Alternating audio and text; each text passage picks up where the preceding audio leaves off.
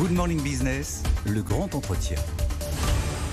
Comment lutter contre la pénurie de candidats dans le secteur du tourisme? La Compagnie des Alpes a annoncé une initiative intéressante. Elle va distribuer des actions gratuites pour essayer de susciter des vocations. On va en parler dans un instant avec Dominique Tillot. Bonjour. Bonjour. Directeur général de la Compagnie des Alpes. Mais avant, bien sûr, on va parler de vos chiffres d'activité qui ont été publiés. Chiffre d'affaires en progression de 5,8% sur le troisième trimestre grâce au parc de loisirs et de 20% sur les 9 premiers mois de l'année. Absolument, l'appétit renouvelé, l'appétit des visiteurs, qui soit dans les domaines de montagne, dans les parcs de loisirs comme dans nos hébergements. On a beaucoup investi sur l'humain, c'est la première chose, vous venez de l'évoquer. On investit aussi sur notre outil, sur l'expérience que nous proposons à nos visiteurs. Les visiteurs le voient. Et quand ils le voient, ils vivent du bonheur, un moment de bonheur réel. Plus de visiteurs, mais vous avez réussi à transformer l'essai parce que les visiteurs sont plus nombreux, mais ils dépensent davantage dans vos parcs de loisirs. Et ça, c'est important, évidemment. Oui, absolument. Et puis dans la montée en qualité, les propositions, l'expérience, montée en qualité, agrandir les espaces, comme récemment au parc Acérique, il y a une nouvelle zone, remettre de la capacité pour mettre encore un peu plus de bonheur. Oui. C'est plus compliqué à la montagne, évidemment, vous l'avez annoncé, chiffre d'affaires des domaines skiables, il est en baisse sur les 9 mois. Vous dites que le calendrier est moins favorable.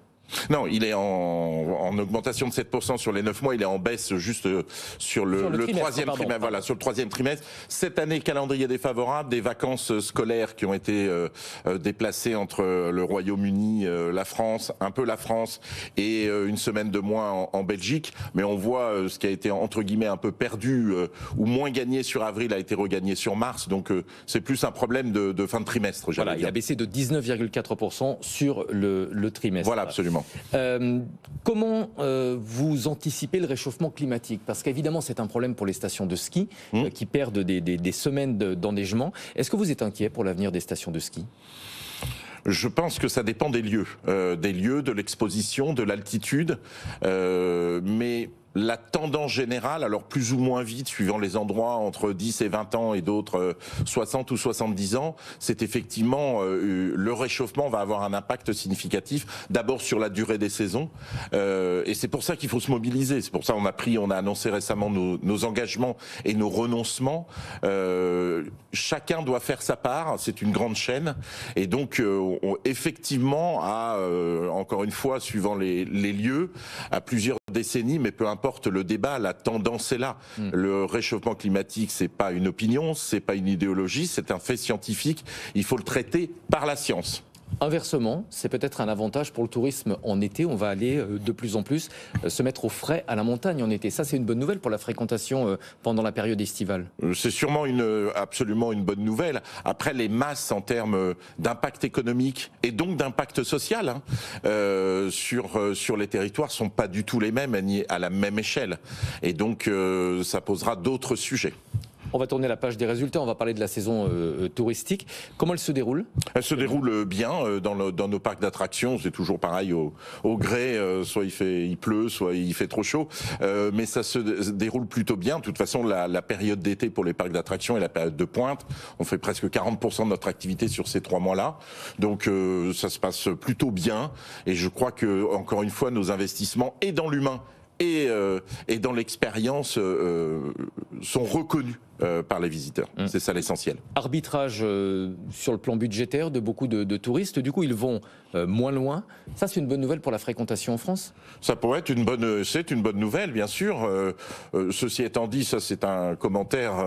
Le commentaire plus précis démontre aussi que toutes les compagnies aériennes sont complètes, tous les avions sont pleins, qu'il y a eu une explosion du tourisme à l'étranger. Donc tout ça est à balancer. Mais effectivement, dans le principe, nous, on a effectivement sur nos pays, Pays-Bas, Belgique, Autriche, France, on a une clientèle plutôt domestique, comme on dit.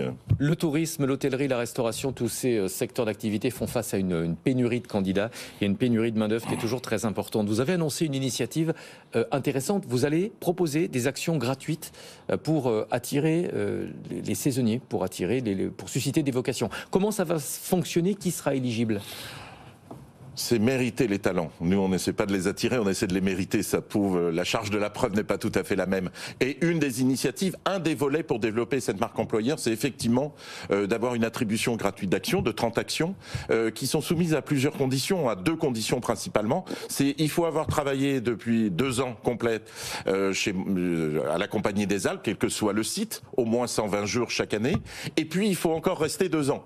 Donc 120 jours, donc pas de manière continue. Non, parce que ça s'applique aux saisonniers comme aux permanents, au temps complet comme au temps partiel, aux salariés français comme aux salariés non français européens que nous avons dans le groupe. Et donc, il n'y a pas de... Tout le monde a le même nombre d'actions. L'idée est de créer, pas seulement pour les saisonniers, mais aussi pour les permanents, d'enrichir cette marque employeur, de créer de la fidélité, de créer du sentiment d'appartenance. Et donc, ça fait partie, c'est un des outils qu'on a mis en place, qui est assez innovant certes, mais qui permet de justifier, de toujours travailler sur mériter les talents. Quel retour vous avez eu de cette annonce ?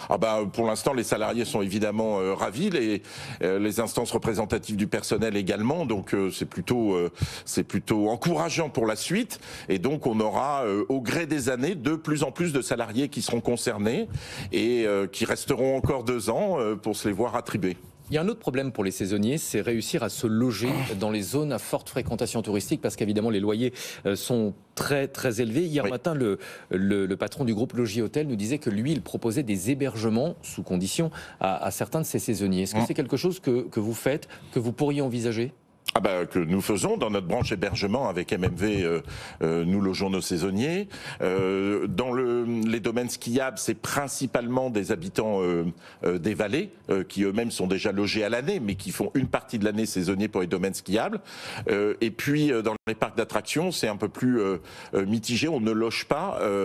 Et donc ça, c'est une réflexion en cours pour pouvoir sécuriser le logement, qui signifie évidemment une meilleure tranquillité, une meilleure sérénité et donc à la fin une meilleure expérience pour le client. La Compagnie des Alpes, ce sont des stations de ski, des parcs d'attractions, le musée Grévin évidemment, on en a souvent parlé.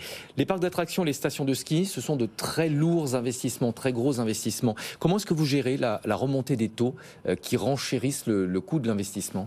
On le gère comme on peut, un peu comme tout le monde. Donc non, là on a pu refaire une grosse partie de notre financement juste avant cette augmentation assez importante des taux. On espère, on attend, ça va bien se détendre à un moment, le contexte géopolitique va se détendre, on l'espère, et donc on devrait pouvoir faire face, mais pour l'instant on est relativement bien protégé sur cette hausse soudaine. Mais est-ce que vous avez prévu de réduire certains investissements à cause de la remontée des taux ? Pas du tout. La croissance, vous savez, nous on a une intensité capitalistique, comme vous le dites, et une intensité humaine. La croissance, c'est l'alliage des deux, et il ne faut pas qu'on lâche ça. Et donc on est plus que jamais engagé, quels que soient les territoires sur lesquels nous sommes engagés, à poursuivre nos investissements. Merci beaucoup d'être venu en plateau ce matin. Dominique Tillot, directeur général de la Compagnie des Alpes. Je rappelle le chiffre d'affaires, plus 20% sur les 9 premiers mois de votre exercice décalé, plus 5,8% au 3e trimestre.